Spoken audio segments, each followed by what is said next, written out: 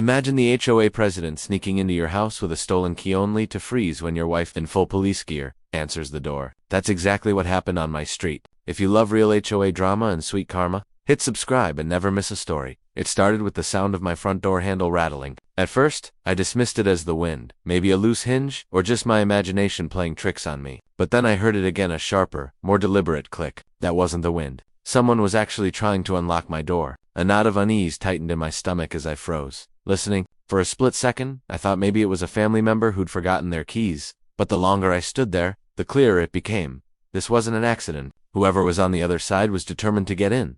I hurried toward the door, my pulse quickening with each step. When I yanked it open, I couldn't believe my eyes. Standing smugly on my porch, hand on the knob, was none other than Karen, the self-proclaimed queen of the HOA. Her stiff smile looked less like a neighborly greeting and more like a predator who'd cornered her prey. And in her hand, dangling like a prize, was a shiny spare key. "Excuse me, what do you think you're doing?" I barked, the words flying out before I could stop myself. My voice was sharp, angry, and loud enough to make a couple of heads turn down the street. Karen didn't even flinch. She stood there with the smug confidence of someone who thought rules didn't apply to her. Tilting her chin upward, she clutched the key like it was some kind of badge of authority. "As a board member," she announced proudly, "I have every right to inspect your property. You're violating community rules, and I won't tolerate it." I blinked at her, stunned. Did I hear that right? Inspect my property, without notice, without permission. My jaw dropped at the sheer audacity. She wasn't just bending a rule, she was bulldozing right over every line of basic decency and privacy. My living room light spilled onto the porch, and I caught the gleam in her eyes. She wasn't embarrassed. She was proud of herself.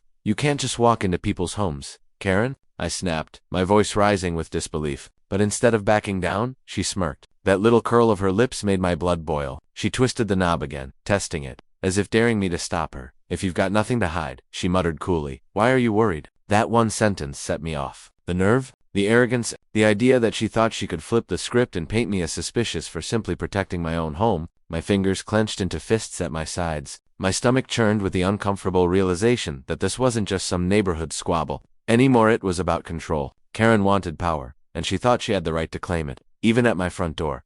I stepped forward, blocking the doorway, standing squarely between her and the inside of my house. My voice was steady, but edged with fury. "Let me make this clear. You don't live here. You don't pay the bills here. You don't decide who gets in and out of my home. That key shouldn't even exist. And you have no right to use it." Karen rolled her eyes dramatically, like I was the one being unreasonable. "Oh, please," she huffed. "This entire neighborhood depends on order, and without me enforcing it, people like you would let everything fall apart. Your hedges are uneven, your bins were out too long, and don't think I haven't noticed the paint on your fence starting to chip. Standards matter. I'm making sure you follow them." I couldn't help but laugh, not because it was funny, but because of how ridiculous it was. This woman, standing on my porch in the middle of the night with a key she wasn't supposed to have, was lecturing me about hedges and trash bins. "Karen," I said slowly, biting back the urge to shout, "this is called trespassing. You don't get to barge into people's homes and call it enforcing rules." Her nostrils flared, and she leaned in closer, her voice dropping to a hiss. "Do you want me to fine you? Do you want me to report you to the board? You think you can stand up to me, but I promise you, I can make your life very difficult in this community." I met her glare with one of my own. "Try me." For the first time, I saw a flicker of uncertainty in her eyes. It wasn't much, but it was enough to know I'd hit a nerve. Still, she wasn't ready to give up. She straightened her shoulders and pulled out her phone, tapping furiously. "You know what? Fine. If you won't listen to reason, I'll call the police. I'll tell them you threatened me. Let's see what they say when they get here." My chest tightened at her words. She wasn't just trespassing anymore, she was trying to flip the entire situation,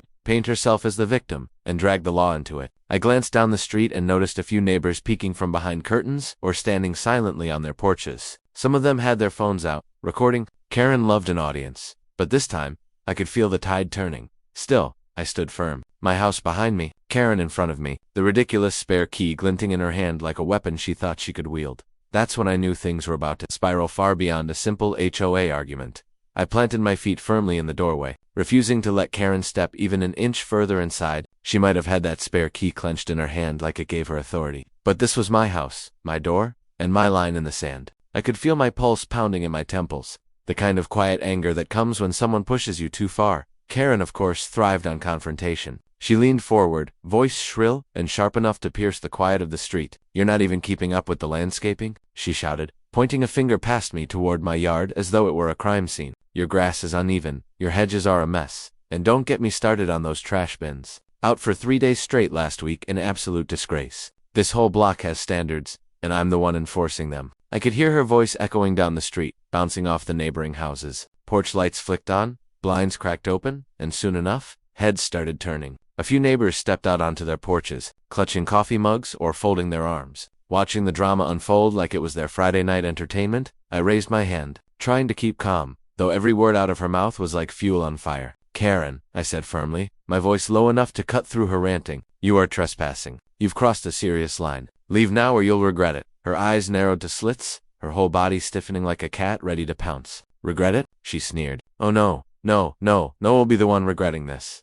And with that, she yanked her phone out of her pocket like it was a weapon. Her fingers flew across the screen with theatrical precision, making sure every neighbor watching could see she was taking action. Then, with her chin raised high, she pressed the phone to her ear and barked into the receiver. "Yes, police. I need officers dispatched immediately. My neighbor is threatening me. Yes, right now. Hurry." I stood there, dumbfounded. Was this real? Was this woman who had literally been caught trying to unlock my front door with a stolen key actually calling the police on me? I almost laughed at the absurdity, but anger won out. She wasn't just breaking the rules anymore, she was flipping the script, turning herself into the supposed victim while painting me as the aggressor. The neighbors gasped, some whispering to each other. A couple of them even pulled out their phones, cameras glowing as they began to record the scene. Karen noticed it too, but instead of being embarrassed, she thrived on it. This was her stage, her spotlight, and she was going to milk it for all it was worth. "You all heard him," she shouted dramatically, spinning around to the growing crowd. "He threatened me. He's out of control. This is exactly why the HOA needs strong leadership,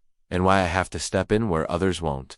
One neighbor, an older man across the street, muttered loud enough for everyone to hear, "She's lost it. Totally lost it." His wife tugged on his sleeve, urging him back inside, but he stayed put. Shaking his head in disbelief, I leaned against the doorframe, crossing my arms deliberately, letting my calmness stand in stark contrast to her chaos. Inside, though, I was simmering. She thought she had me cornered, thought she could call the police, spin her story, and watch me scramble. What she didn't realize was that this time, she'd stepped onto a battlefield she couldn't win. I let a slow smile spread across my face, one I knew would irritate her more than yelling ever could. "If you want to play this game, Karen," I said evenly, "fine, but you have no idea what's about to happen."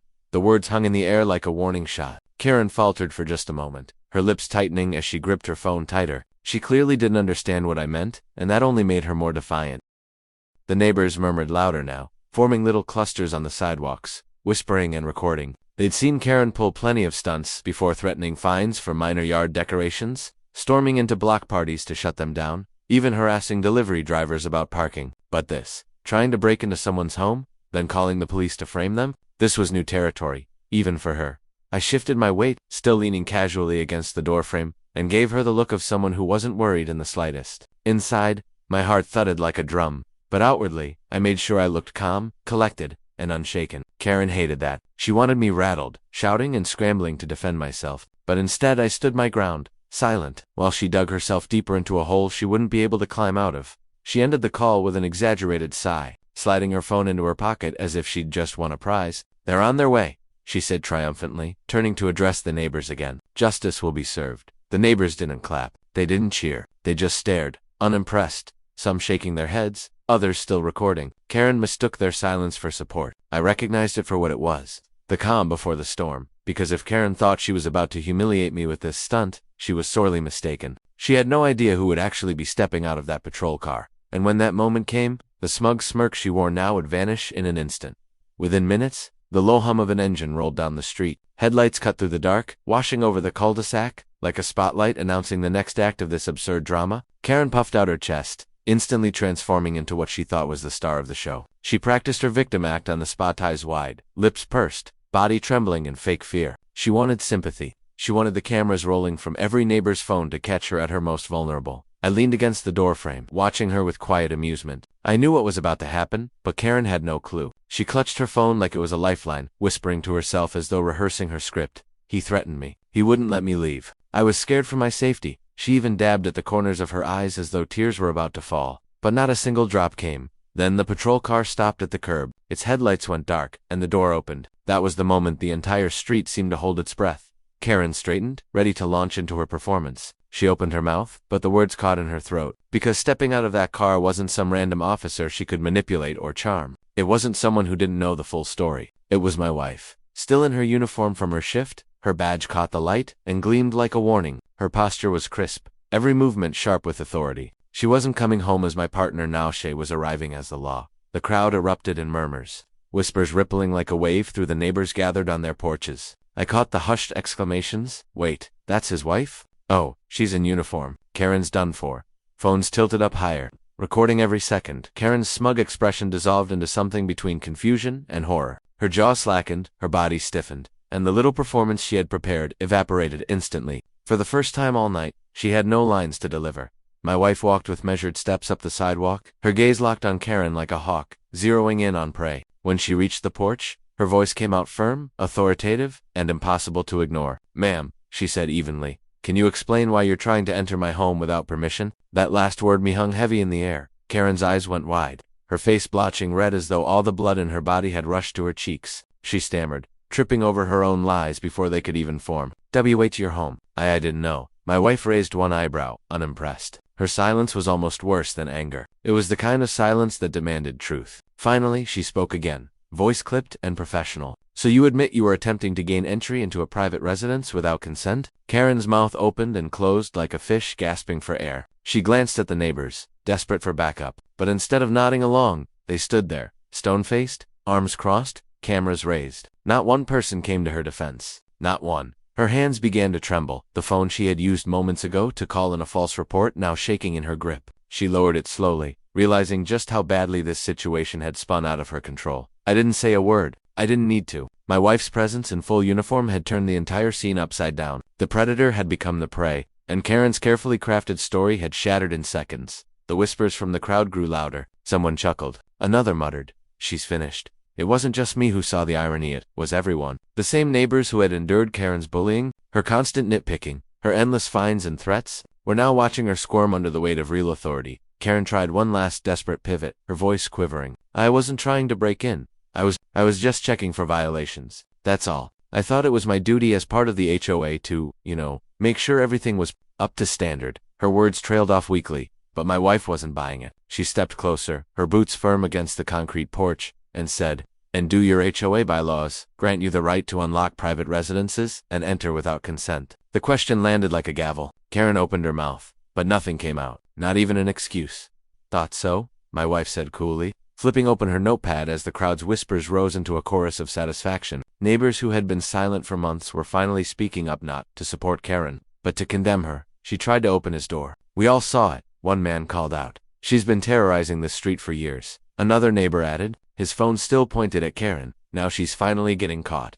Karen's head whipped around, eyes wide, looking for at least one ally, but the truth was undeniable. She was surrounded not by supporters, but by witnesses, and all of them had the same story to tell. Her shoulders slumped, the power draining out of her like water from a leaky bucket. She looked small now, insignificant. The queen of the HOA stripped of her crown in front of the entire neighborhood, and me. I just stood there in the doorway, arms crossed, watching karma unfold on my front porch. Karen wasn't done, not yet. Even though the weight of my wife's uniform and the eyes of the entire neighborhood bore down on her, she still tried to claw her way out with the same old tactics. Her voice cracked, but the words tumbled out in a frantic rush. "This man, he threatened me. He doesn't follow community rules. I was just doing my duty as an HOA leader." It was the same script she always used: deflect and posture like she was the guardian of the neighborhood. She waved her hands dramatically, pointing at me as though she could conjure up evidence with pure theatrics. But this time, the audience wasn't buying it. The crowd of neighbors didn't nod in agreement or murmur support. They stood still, eyes locked on her, expressions hard,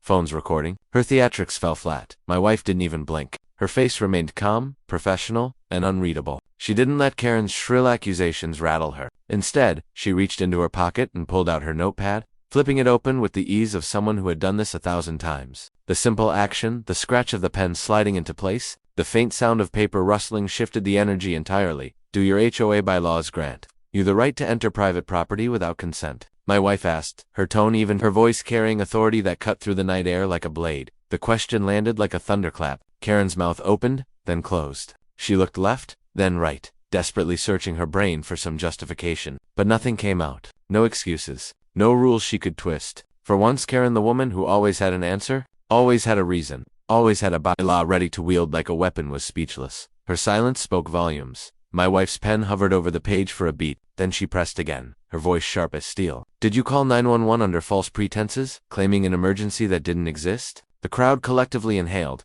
the question slicing through Karen's last line of defense. Karen froze, her face draining of color, her confidence crumbling. She stuttered, but no coherent words formed. Her hands twisted together. The phone she had so confidently dialed moments ago, now a useless object. Hanging limply at her side, the silence that followed was heavy. It wasn't just awkward, it was damning. Every neighbor who had been silently enduring her bullying, every homeowner she had fined over a misplaced flower pot or a slightly faded paint job, was now watching her squirm. The queen of the block, the self-appointed enforcer, stripped of power in front of everyone. Finally, one voice broke through the quiet. A man from across the street, gray hair visible under the glow of his porch light, called out, "We all saw it." She tried to unlock their door. They told her to leave, and she refused. The words cut deep, not just because they were true, but because they were undeniable. Karen whipped her head toward him, shaking her head furiously, her mouth moving as if to deny it. But before she could speak, another voice chimed in. "She's been terrorizing this block for months," a woman added firmly, her phone still raised as she filmed. "Maybe now she'll finally stop." That one sentence sent murmurs through the crowd. Heads nodded. More voices rose, one after another, like a wave of pent-up frustration finally breaking free. "She threatened to fine me over my kids' bikes being left out. She yelled at my wife for hanging holiday lights too early. She harassed my elderly mother about the color of her curtains." Every story poured out, and with each one, Karen seemed to shrink. The crowd wasn't just silent observers anymore, they were witnesses, testifying in real time to her pattern of bullying. Karen's shoulders slumped under the weight of it. Her face, once twisted in anger and superiority, now sagged with defeat. The power she had clung to, the intimidation, the shouting, the constant threats was unraveling in front of her eyes. She had no allies left. The neighbors, she thought feared her, had turned into a jury. And the verdict was clear. I watched it unfold with a strange mix of satisfaction and disbelief. This was the same woman who had marched through our neighborhood like a self-appointed sheriff, dictating rules, handing out fines, and making lives miserable. And now she couldn't even string a sentence together. My wife didn't gloat. She didn't need to. Her authority was quiet but absolute. Her notepad, a symbol that this wasn't just neighborhood gossip anymore, it was official. "So let me get this straight," she said, her voice calm but pointed. "You attempted to enter this residence without consent. You failed to produce any bylaw granting you that right. And now we have witnesses stating that this behavior is part of a larger pattern of harassment. Do you deny any of that?" Karen's lips trembled. For a moment it looked like she might lash out again, like the old fire might flare up. But the weight of silence, the cameras, the uniform standing in front of her, it all crushed whatever fight she had left. She shook her head weakly, unable to muster a defense. And just like that, the spell was broken. The iron grip she had over the neighborhood was gone. My wife let out a slow sigh, the kind that came from both exasperation and control. She lowered her pen, flicking her gaze from the notepad to Karen with deliberate weight. The tension in the air was thick, every neighbor leaning forward as if waiting for the verdict. And then, in a voice calm yet razor-sharp, she spoke. "Here's what's going to happen. You're going to hand over that key immediately. If I find out you've made copies, or if you ever attempt this again, you'll be facing criminal charges for trespassing and harassment. Do I make myself clear?" The authority in her words left no room for debate. It wasn't just a suggestion, it was law, right there on my porch. Karen's bravado finally cracked. Her hands trembled so violently that the keys jingled against each other as she fumbled. For a second, it almost looked like she might argue again, that the old Karen, the one who never admitted defeat, would rise up. But then, under the unflinching gaze of my wife and the dozens of recording phones pointed at her, she caved. With shaking fingers, she unclipped the spare key from her ring and let it fall into my wife's palm. The metallic clink of that key landing in her hand was louder than any of Karen's shouted accusations. It was the sound of power shifting, the sound of control being stripped away, the sound of justice. And then something unexpected happened. From the edge of the crowd, someone began to clap. It started soft, tentative, like people weren't sure if it was allowed. But then, another joined, and another, until a ripple of applause moved through the street. Neighbors murmured words of relief, voices low but filled with emotion. Finally, about time. She had this coming. Karen's face burned crimson, her jaw tightening as her eyes darted wildly from one neighbor to the next. For years, she had ruled this cul-de-sac like a dictator, using fear and intimidation to keep everyone in line. But now, in the very street where she strutted like a queen, she stood small, powerless, exposed to her hands, once so quick to point fingers and write fines, now hung limp at her sides. She looked less like a leader and more like a scolded child. When she finally turned and scurried away, clutching her bag against her chest, the crowd didn't part in reverence like they used to. They simply stepped aside, letting her pass as though she were just another nuisance on the street. I exhaled for the first time that night, feeling the tension leave my chest. My wife turned toward me, a smirk tugging at the corner of her lips. Her badge gleamed under the streetlights, her posture confident yet relaxed now that the confrontation had ended. "Looks like my uniform came in handy tonight," she said lightly, her tone playful but edged with satisfaction. I chuckled. the relief spilling into laughter I hadn't realized I'd been holding back. You didn't just come in handy, I told her, shaking my head in amazement. You just gave this neighborhood the show they've been waiting for, around us. The neighbors were buzzing with energy, still talking about what they had just witnessed. Phones were being lowered, screens glowing as they saved the recordings that would no doubt make their way into group chats, neighborhood forums, maybe even social media. Every angle of Karen's downfall had been captured, the yelling, the lies, the stunned silence when my wife confronted her. In that final humiliating surrender of the key, I knew, without question, that this night would be replayed for weeks. People would whisper about it over backyard fences, retell it at barbecues, laugh about it in text threads. Karen's iron grip had snapped in real time, and nobody was going to forget it. The legend of HOA Karen had just been rewritten not as the tyrant who ruled the block, but as the fool who got outplayed by her own arrogance, and me. I stood there on my porch, watching the crowd slowly disperse, a strange mix of gratitude and awe settling over me. I hadn't just gotten my peace back tonight. It felt like the entire neighborhood had been freed from a storm cloud that had been hanging over us for too long. For once, the air felt lighter, the street felt calmer, and the houses around me didn't seem so tense. As I slipped my arm around my wife's shoulders, pulling her close, I realized something else. This wasn't just about one key. This was about balance being restored, about justice stepping in exactly when it needed to, about karma arriving not with whispers, but with flashing headlights, polished boots, and a shining badge. HOA Karen had always believed she was untouchable, that her rules and threats made her invincible. But in the end, her downfall wasn't brought by a fine, or a neighbor's complaint, or even a lawsuit. It was brought by the one thing she never expected, my wife walking onto that porch in full uniform, armed not just with authority, but with truth. And as I looked at the key glinting in my wife's palm, I couldn't help but smile. Karen had thought she could walk into my home, uninvited, and win. Instead, she had walked straight into the one battle she could never win. That night, as the streetlights hummed and the last neighbors drifted back to their homes, I felt a peace I hadn't known in months. HOA Karen was finished. Her reign of fear was over, and I had gotten front row seats to watch karma knock right on my front door. Only this time, wearing a police badge and my wife's smile.